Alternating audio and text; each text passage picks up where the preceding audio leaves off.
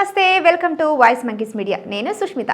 ఈరోజు మన ముందున్నారు ప్రముఖ వ్యక్తి, మోటివేషనల్ స్పీకర్, ఫ్యామిలీ కౌన్సిలర్, అదేవిధంగా సాఫ్ట్ స్కిల్స్ ట్రైనర్. ఇంకా చెప్పాలంటే మేడం గురించి చాలా ఉన్నాయి. అది ఎవరని మీరు అనుకుంటున్నారా? మన రాజరాజేశ్వరి దేవి గారు. నమస్తే మేడం. నమస్తే మా మేడం, టాపిక్ ఏంటంటే డివోర్స్ అనేది లవ్ మ్యారేజ్లో జరుగుతుంది, అరేంజ్ మ్యారేజ్లో జరుగుతుంది. పెళ్ళై సంవత్సరం లేదా 2 సంవత్సరాలకి డివోర్స్ తీసుకుంటున్నారు. కానీ విచిత్రం ఏంటంటే పెళ్ళై 40 సంవత్సరాలు కాపురం చేసిన తర్వాత కూడా డివోర్స్ అనేది తీసుకుంటున్నారు. అసలు ఇన్ని రోజులు బాండింగ్ అనేది ఏమవుతుంది? 40 ఇయర్స్ అవుతుంది కదా మ్యారేజ్ అయ్యి. దానికి రీజన్స్ ఏంటి, ఏమై ఉంటుంది? ఒకప్పుడు పెళ్ళి చేస్తే ఆ తర్వాత వాళ్ళ వైఫ్ అండ్ హస్బెండ్, వాళ్ళ పిల్లలు, అత్త మామ మొత్తం ఇదే ఒక కుటుంబంగా ఉండేది. అప్పుడు చాలా తక్కువ ఉండేది. కానీ డివోర్స్ అనేది చాలా తక్కువ ఉండేవి. రాను రాను ఏమైందంటే డివోర్స్ అనేది ఒక జస్ట్ కామన్గా అయిపోయింది. ఇవాళ పెళ్లి చేసుకున్నావా, నెక్స్ట్ మంత్ డివోర్స్ తీసుకున్నావా. కొంతమంది పెళ్లి చేసిన 10 రోజులకి డివోర్స్ తీసుకున్న వాళ్ళు ఉన్నారు, అంటే అప్లై చేసిన వాళ్ళు కూడా ఉన్నారు. చాలా కామన్ అయిపోయింది. అంటే పెళ్ళి అంటే ఒక స్టేటస్ సింబల్ లేదా ఒక సెలబ్రేషన్ చేసుకోవడం. అది 4 రోజులు చేసుకున్నావా, 10 రోజులు చేసుకున్నావా, మనం ఎన్ని రకాల ఐటమ్స్ తోటి మనం పెట్టామంటే వంటకాలు ఎన్ని రకాలు పెట్టాము, ఎన్ని లక్షల షాపింగ్ చేసాము, ఎన్ని జ్యువెలరీ తీసుకున్నాము, ఎన్ని డ్రెస్సెస్ మార్చాము, ప్రీ వెడ్డింగ్ ఫోటోషూట్ అని, ఆఫ్టర్ వెడ్డింగ్ ఫోటోషూట్ అని, కాన్సన్ట్రేషన్, ఇంట్రెస్ట్ మొత్తం అంతా వీటి మీద పెడుతున్నారు తప్ప అసలు ఎలాంటి వ్యక్తిని మనం పెళ్లి చేసుకుంటున్నాం, ఎలాంటి ఫ్యామిలీకి మనం అటాచ్ అవుతున్నాము, మనం ఎలా ముందుకు వెళ్ళాలన్నవి ఆ సార్ట్ ఆఫ్ థాట్స్ అనేవి చాలా తగ్గిపోయాయి. అది ఈ కాలంలో. అయితే మీరు అన్నట్టు పెళ్ళైన సంవత్సరానికి 2 సంవత్సరాలు కూడా చాలామంది విడిపోతున్నారు. కానీ ఇక్కడ ఉన్న పాయింట్ ఏంటంటే, ఇంకొకటి మీరు ఇందాక అడిగింది, పెళ్ళైన 30 ఇయర్స్ అయినా 40 ఇయర్స్ తర్వాత అయినా కూడా వాళ్ళు విడిపోతున్నారు. అవును. ఆ బాండింగ్ ఏమైంది, దానికి కారణం ఏంటి అని అంటున్నారు. అవును. ఇక్కడ చాలా కారణాలు చెప్పచ్చమ్మా. ఒకటి, ఇప్పుడు పెళ్ళైన 20 ఏళ్ళు 25 ఏళ్ళ తర్వాత కూడా డివోర్స్ తీసుకుంటున్నారంటే ఫస్ట్ అండ్ ఫార్మోస్ట్ ఏంటంటే వాళ్ళ ఎన్ని సంవత్సరాలు వాళ్ళ మనసులో ఉన్న బాధ కానీ, మెంటల్ టార్చర్స్ కానీ, అంటే వాళ్ళు లోన్లీనెస్ ఫీల్ అవ్వడం కానీ, అవన్నీ ఇన్నాళ్ళు తట్టుకుని ఉన్నారు. వాళ్ళ పేషెన్స్ లెవెల్స్ ఇంకా పోయాయి. ఇంకా నా వల్ల కాదు అని అన్న టైంలో ఐదర్ అది హస్బెండ్ అవ్వచ్చు లేక వైఫ్ అవ్వచ్చు, ఇంకా అప్పుడు డెసిషన్ తీసుకుని బయటకు వచ్చేస్తున్నారు. అదొక కారణం. అవును. నెక్స్ట్ ఇంకొకటి ఏంటంటే డొమెస్టిక్ వైలెన్స్ తట్టుకోలేక, అది ఓన్లీ ఫీమేల్స్కే కాదు, మేల్స్కి కూడా ఉంది. డొమెస్టిక్ వైలెన్స్ తట్టుకోలేక బయటకు వచ్చేసిన వాళ్ళు ఉన్నారు. కొంతమంది ఏంటంటే ఇష్టం లేకుండా పెళ్లి చేసుకుని ఉంటారు.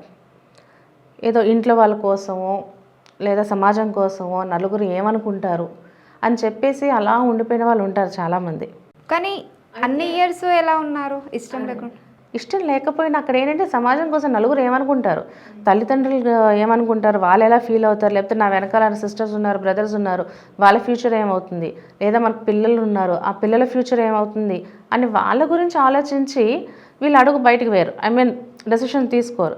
ఎప్పుడైతే వాళ్ళ కిడ్స్ పెళ్ళిళ్ళు అయ్యి లేకపోతే ఒక జాబ్లో సెటిల్ అవ్వడం, మొత్తం వాళ్ళ లైఫ్ సెటిల్ అయిపోతుందో అప్పుడు డేరింగ్ స్టెప్ తీసుకుంటున్నారు.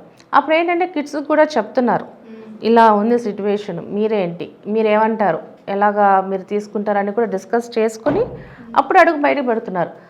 లక్కీలో ఏంటంటే ఇక్కడ కిడ్స్ కూడా వాళ్ళని అర్థం చేసుకుంటున్నారు.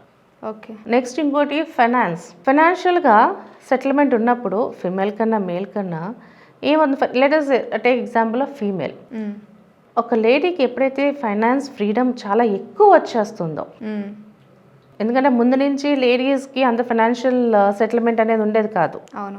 ఎప్పుడైతే వాళ్ళకి ఎక్కువ వచ్చేస్తుందో, నా దగ్గర అన్నీ ఉన్నాయి, నేను ఏమైనా చేసుకోగలుగుతాను, నా దగ్గర డబ్బు ఉంది, నేను ఏదైనా కొనుక్కోగలుగుతాను, ఏమైనా చేసుకోగలుగుతాను, సో నేను ఫ్రీగా ఒక్కదాన్నే ఉండాలనుకుంటున్నాను, నాకు నా ఫ్రీడమ్ కావాలి. ఇది యాక్చువల్గా ఓవర్ ఫ్రీడమ్, కానీ దాన్నే ఫ్రీడమ్ అనుకుని నాకొద్దు, నేను బయటికి వెళ్ళి నేను సపరేట్గా ప్రశాంతంగా బతుకుతాను అని చెప్పేసి కొంతమంది బయటకు వచ్చేస్తున్నారు. కొంతమంది దగ్గర ఏంటంటే ఎక్స్ట్రా మ్యారిటల్ అఫైర్స్, అది ఏ ఏజ్ అయినా సరే ఎక్స్ట్రా మ్యారిటల్ అఫైర్స్ వల్ల చాలా మటుకు తట్టుకుంటున్నారు. ఇవాళ కాకపోతే రేపన్నా మారుతారు. సరే, హస్బెండే వేరే వాళ్ళ దగ్గరికి వెళ్తున్నారు అని అనుకుందాం. ఇప్పుడు దాకా ఉన్నది ఏంటంటే కొన్ని ఇయర్స్ ముందు దాకా మగవాడు బయట ఎంతమంది దగ్గర తిరిగినా చివరికి ఇంటికే కదా వస్తాడు. అవును, చివరికి ఇంటికే కదా రావాలి. ఎగ్జాక్ట్లీ, ఇంటికే కదా వస్తాడు, ఇంటికే కదా రావాలి.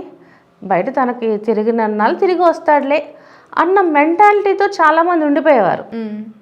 ఆ విధంగా వాళ్ళు ఇష్టం లేకపోయినా అది 30 ఏళ్ళైనా 40 ఏళ్ళైనా వాళ్ళు అలా ఉండిపోయేవారు. ఎందుకంటే తనేదో బయట తను ఇది చేసుకుంటున్నా, నాకు పెళ్ళయిందన్న ట్యాగ్ ఉంది, పిల్లలు ఉన్నారు, ఫ్యామిలీ ఉంది, నేను బయటకు అడుగు పెడితే ఏంటి జనాలు ఏమంటారు, ఇంట్లో వాళ్ళకి చెడ్డ పేరు వస్తున్న ఉద్దేశంతో వాళ్ళు అలా ఉండిపోయేవారు. తిరిగి తనే వస్తాడులే అన్న థాట్లో ఉండిపోయేవారు. కానీ ఇప్పుడు ఆ థాట్ అనేది మారింది, ఆ థాట్ ప్రాసెస్ మారింది.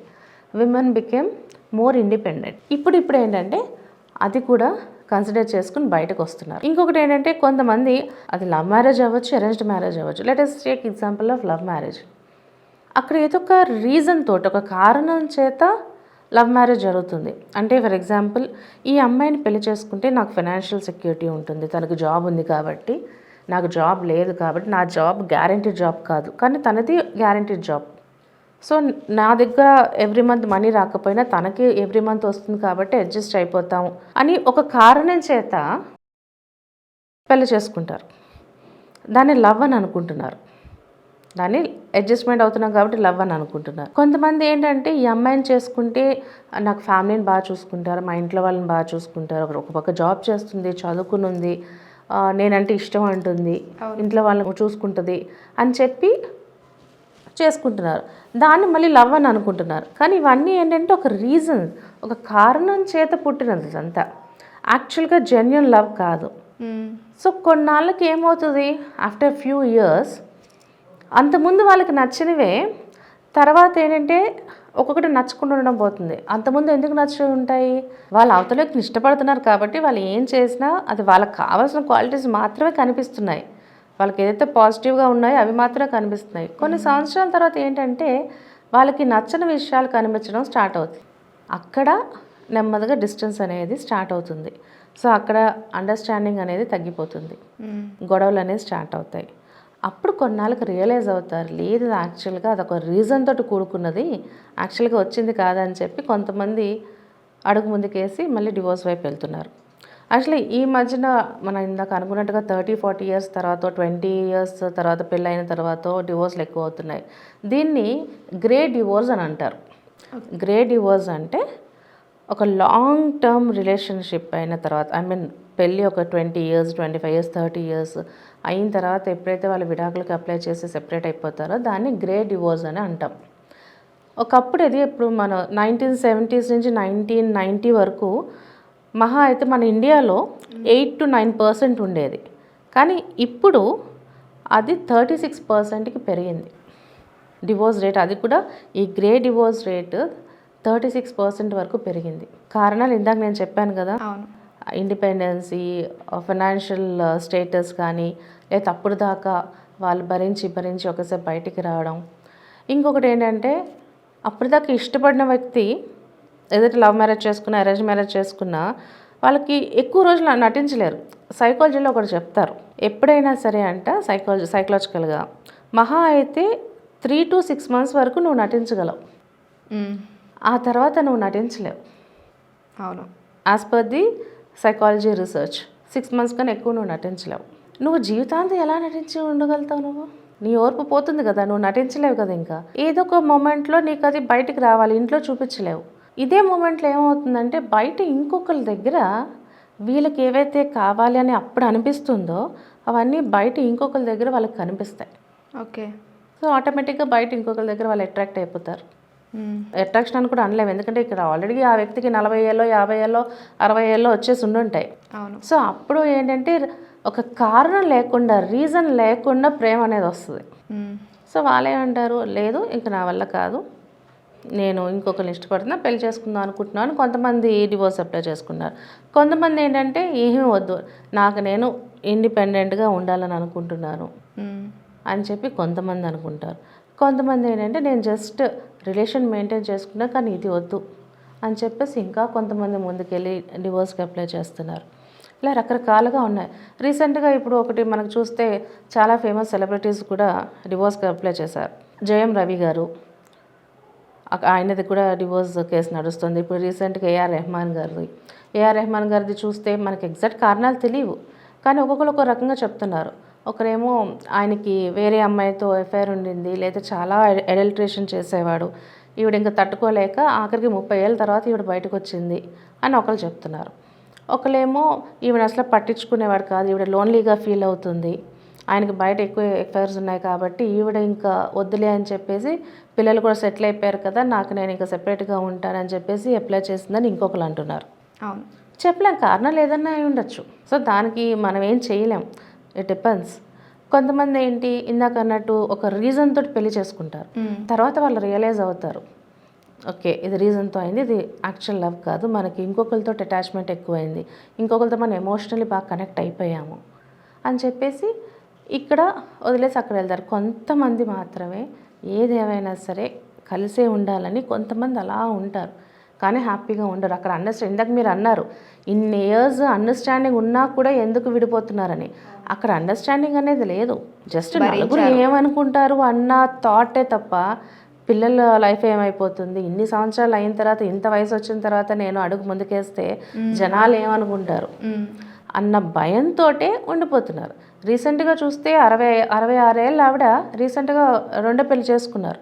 ఈ మధ్యన మనకి ఇక్కడ కూడా కొన్ని మ్యారేజ్ బ్యూరోస్ లాగా వచ్చాయి. ఎవరికి లోన్లీగా ఫీల్ అవుతున్న వాళ్ళకి, ఏజ్డ్ వాళ్ళకి, అంటే 50+ ఇయర్స్ వాళ్ళు ఉన్న వాళ్ళకి సెకండ్ మ్యారేజెస్ చేసుకోవడానికి వాళ్ళు హెల్ప్ చేస్తున్నారు. మన ఇక్కడే ఉంది, మన తెలంగాణలోనే ఉంది, హైదరాబాద్లోనే ఉన్నాయి, ఓకే జరుగుతున్నాయి కూడా. ఇలాంటి కేసెస్ ఇంకా చాలా ఉన్నాయి. సో ఇక్కడ అండర్స్టాండింగ్ అనేది ఎప్పుడూ లేదు వాళ్ళకి. అండర్స్టాండింగ్ అనేది ఉండుంటే అంత దూరం డివోర్స్ వరకు వెళ్ళదు.